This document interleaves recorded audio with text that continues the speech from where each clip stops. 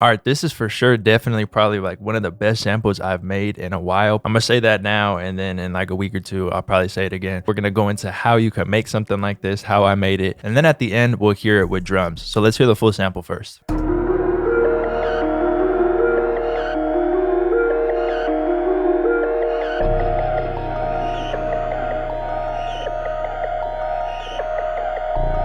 Definitely one of my favorite parts is that kind of reloading like video game sound that one of these pads kind of had to it, and then just the dark hits, the flow to it. So let's get straight into breaking this down. So first off, we start off with this sound inside of Omnisphere.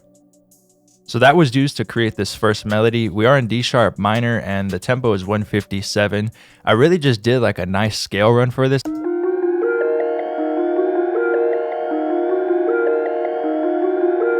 Before coming up with this melody, all I did is start off with a 1 bar, because like I always say in the dark loops that I create, I like to create like 1 bar that just really repeats, and then the first 4 bars are going to be the repeating melody, and then the next 4 bars after that, it's either going to be an octave up like this or 5 semitones up. It really just depends, but I usually start off with something cool. So for this, I really just kind of did a scale run. So as you can see, we start off on the actual first note of the scale, which is D sharp, and then I go up to the next note, which is going to be F, 1 semitone up, F sharp, back down to F. Probably heard this a lot, I say it a lot as well, but keeping notes close together, when you use those notes that are close to each other in the scale, you're going to get that tension, you're going to get that dark feel to it. So I started off on the root, then I just went up to the second note in the scale, and then the third note, so I'm keeping those notes together, back down to the second note, and then I jump up to A sharp, which also has a B right above it, which would keep that tension. So you can see these are very similar, right? It's just up an octave. We can start off on D sharp, which is the start of the scale.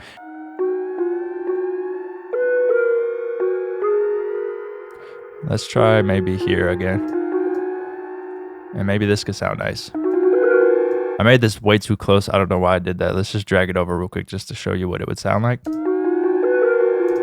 See, something like that. Boom. That would be pretty simple, right? And then we could just control B it. And then we could go over here and just bring this up an octave or bring it down an octave, and it would sound cool.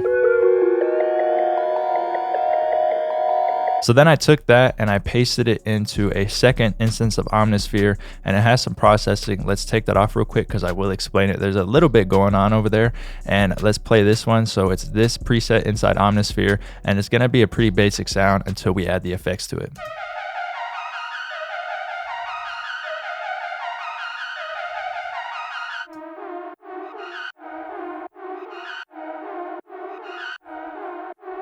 This is why effects are super important, because this is already giving it a whole different vibe and it's really giving it a unique sound. So the first thing I did was add kickstart to it, and all this is doing is kind of adding like a side chain to the beginning of it. You could choose an eighth note, you could choose a quarter note, half note, whole note, and then you have different types of presets down here of how the shape of it's going to sound, right? So we're in 1/4 and we're here. So let me actually just duplicate this, and we could do like, let's say we wanted to do half, and then we wanted to choose something that kind of has like a side chain going on after the transient. So this one, the transient will be coming through, and then the ducking will be happening later in the sound. Let's try it out.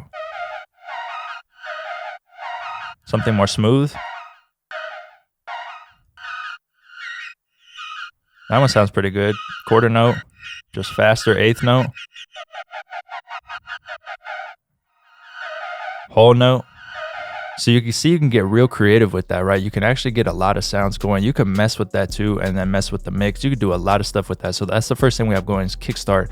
And then the next thing is I have halftime going. Halftime's just playing a 1 bar. There's actually just really a pretty standard halftime. If you don't have halftime, you could just use gross beat too. And then I have an EQ on it, and the EQ is just kind of shelving out a little bit of the low end and a little bit of the high end. So together, those two sounds give us this.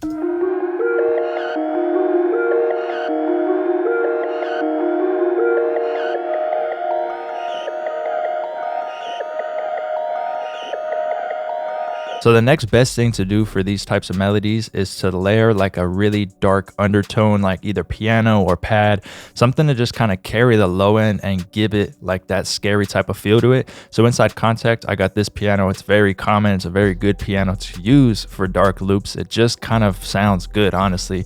And it has a bunch of different presets in here, like particles and stuff that mix in. So all that's doing is playing a few notes that are really low. We have a D sharp down to B and then an A sharp at the end. So let's hear that layered in.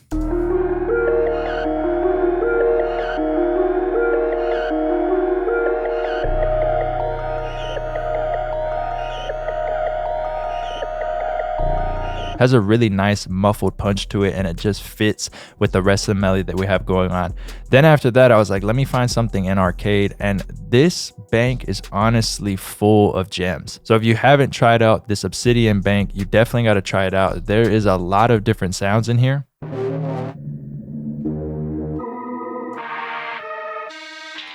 So obviously lock in the key that you're creating in, and then check out this bank because there's a lot of real dark, eerie sounds to it that really just complement it and sound good. And if you want to try out arcade, they have a free trial version, link in the description. It's an affiliate link. Shout out to Output for that. Again, no processing on it just because it sounds good. I usually do process them, but the piano, both arcades just sounded good till we get to like the kick and the rim. Again, another eerie sound. It just adds to it, and it kind of adds that suspense to it. Then we have another instance of arcade, which is playing 2 notes, and I believe it is the same bank. Yep, bunch of different stuff in here again.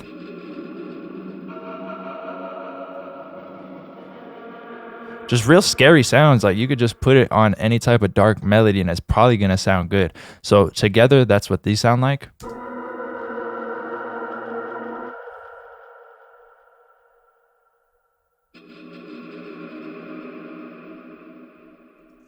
I feel like this sounds really good, and it just complements it really well. So then we get into the next part, which is real simple. I found a nice kick and rim. I believe it was inside of arcade, and I just exported it out real quick. So those are getting routed into just an EQ, which cuts out a lot of the lows and a lot of the highs. Pattern for those is super simple. The kick's just hitting on the downbeat, and then we have the rim over here, and those just really add like a nice little swing in the background. It doesn't always sound good in every loop, but sometimes it does sound good. So now let's hear the full thing all together.